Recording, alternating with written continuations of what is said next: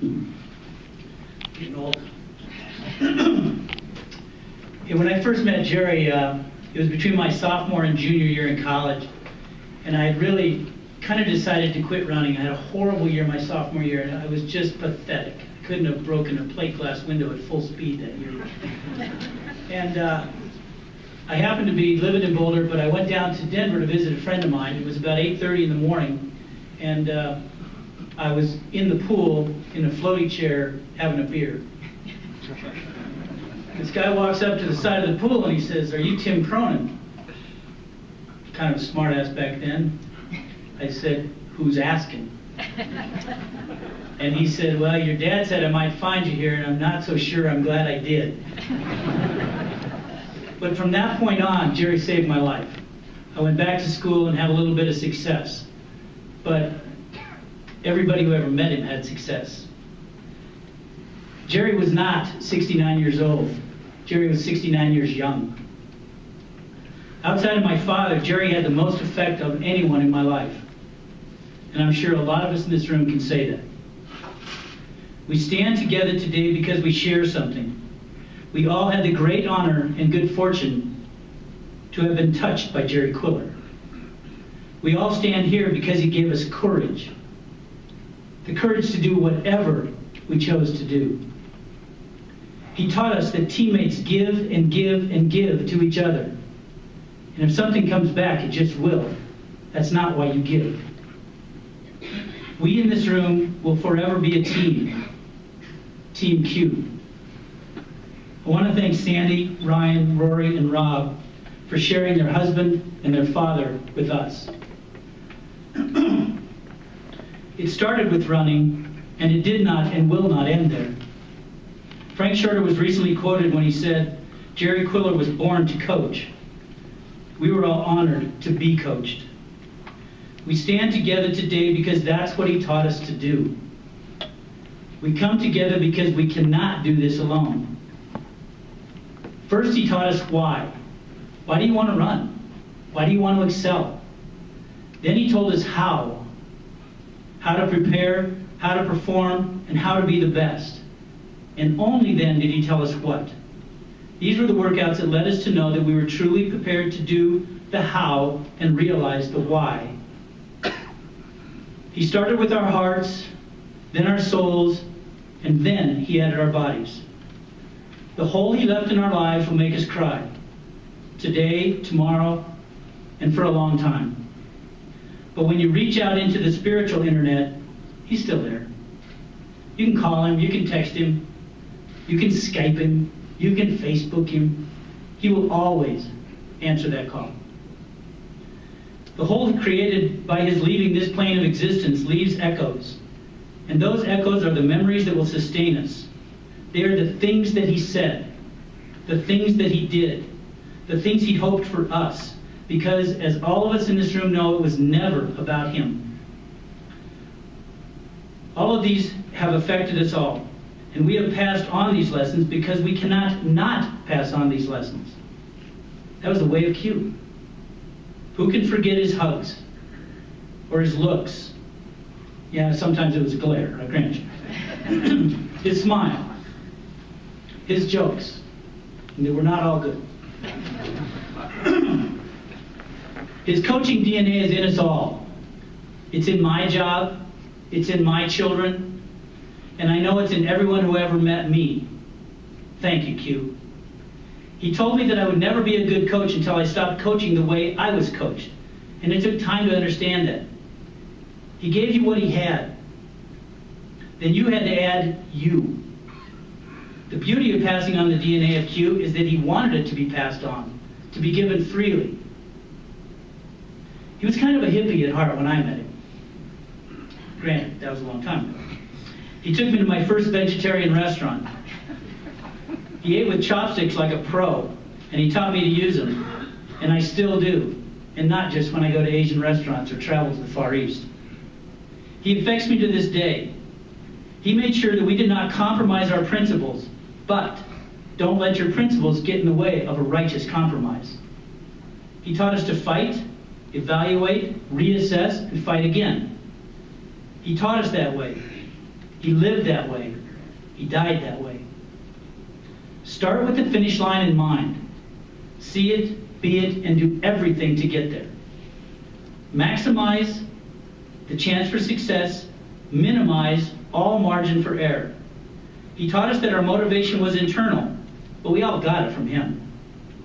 He taught us to see, to be aware of ourselves and everyone around us.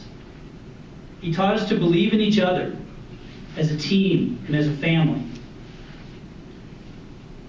Skills that you had mattered absolutely nothing to Jerry Quiller. Effort was everything. We'd pile in that white van of his and drive out on the country roads. Kind of questionable how it smelled on the way home. He taught us to be human. I lost the Big 8 indoor race my senior year in college by probably less than 1/10 of a second. 3 of us hit the finish line at the same time. It was kind of a questionable call on the last turn. And Jerry helped me get over it. Of course, it was 2 o'clock in the morning after several beers, and we were having a triple jump contest down the hallway of the hotel. I'm not sure the people on the floor below really appreciated that wake-up call. He was dedicated to his guys, but it was always family first. And Jerry had 2 gears, all in or dead stop. He taught us to visualize greatness. The only limits are our own. And even if you just met him, you knew you had a friend. His energy was and is contagious. He always celebrated us, and today we have a chance to celebrate him without him interrupting. He was singular. He was special. He was cute. We saw our potential through his eyes. He made us believe we were better than we would have believed. He was not a huge technology guy. He was a trackside guy. My senior year, I got mononucleosis. I'd already qualified for the Big 8. Yeah, Big 8. Long time.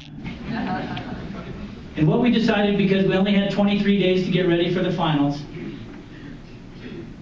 is that we would work out every night at the exact time of the finals. Not the prelims, not the second round, the finals.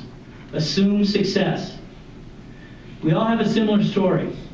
Mine just represents hundreds of stories just like this from anybody who ever met him. He treated us all fairly, but he did not treat us the same. And I don't believe in coincidence. We all met this powerful spirit because we needed him at that moment in our lives. And the good news is, you can always go back for seconds of Q. Assume success, and that's what he made us believe. Who in this room could not hear his voice from 200 meters away in a loud stadium? Come on! He felt you. He saw everything in your eyes, and he felt it in your heart. He used a coaching technique which was called FM technology. Pure effing magic. He made the coaches around him better. He made everyone who ever met him better. When we leave here, we're all going to promise to stay in touch, get in shape, stay in shape, and we'll slip and we'll drift. But one thing we can always count on. We will hear an answer when we ask ourselves, what would Jerry say to do? I think I can safely speak for all of us when I say we will always miss him, we will always love him, we will always keep trying to make him proud of us.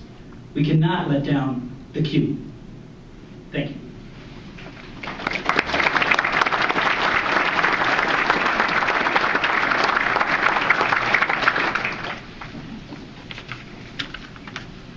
Thank you, Tim. Our next tribute will be by First Lieutenant Andrew Catalano, United States Military Academy, West Point.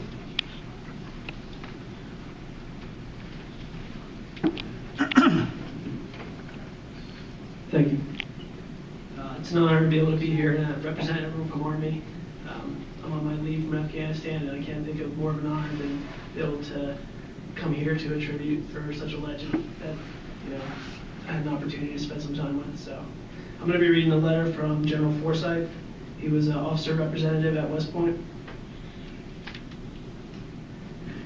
Dear Q, I heard through the Army track grapevine that you have begun hospice care, and I understand full well what that means. In track, we all have different races to run. The distance doesn't matter, whether 100 meters or a 10K, what counts is the quality of effort.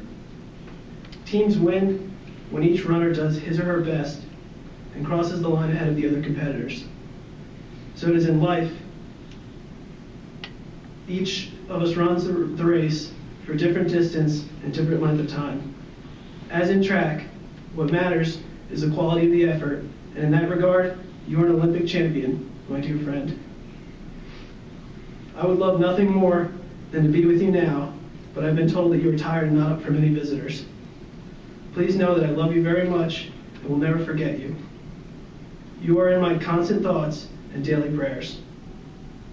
The years I spent as your officer representative with the track and cross country teams were the most enjoyable of my career. I couldn't wait to get to the track in the afternoons, and I loved to linger after practice just to be with you. The long bus rides and the late nights at some faraway venue were sheer joy because of the chance to plan competition strategy and swap stories about life. I am convinced that our cadets learn more about duty, honor, country, and leadership from your personal example than from any other single source at West Point. The track was your classroom, and it was a privilege to be one of your students. More than anything, you taught me the meaning of kindness. You are, without a doubt, the kindest, most humble person I've ever known. Thank you for your friendship and your example.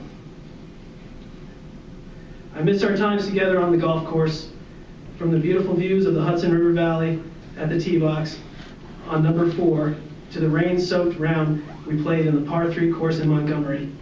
Our time together with the other coaches and ORs is indelibly etched in my fondest memories. I had hoped for the chance to see you swing Greg Londo's yellow driver again this summer, but I guess we'll have to wait for me to join you on the first tee in the great beyond. I pray there are no slices in heaven, just long straight drives and sure putts. Beyond your impact on me, your legacy will live forever in the lives of the young people who were fortunate enough to call you Coach Q. Their lives of success, significance, and service will bear witness to your powerful and enduring impact. You deserve to be very proud of each and every one of them, as they are proud of you.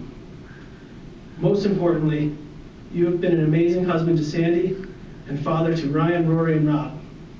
Despite all the attention you gave to other people's children for your long and distinguished career, you managed to devote quality time to your family, and it shows. Your wonderful sons will carry the hallmark of your love for generations to come. Jane joins me in sending you all your love. We are better people for having had you as our friend, and in the words of the West Point alma mater, and when our work is done, our course on earth is run, may it be said, well done, be thou at peace. Well done, Q, be thou at peace. Go Army.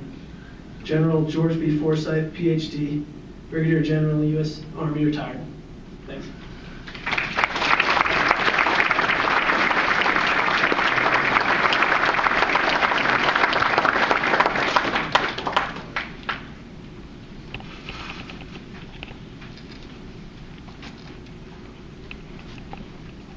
Thanks, Andrew. That was wonderful.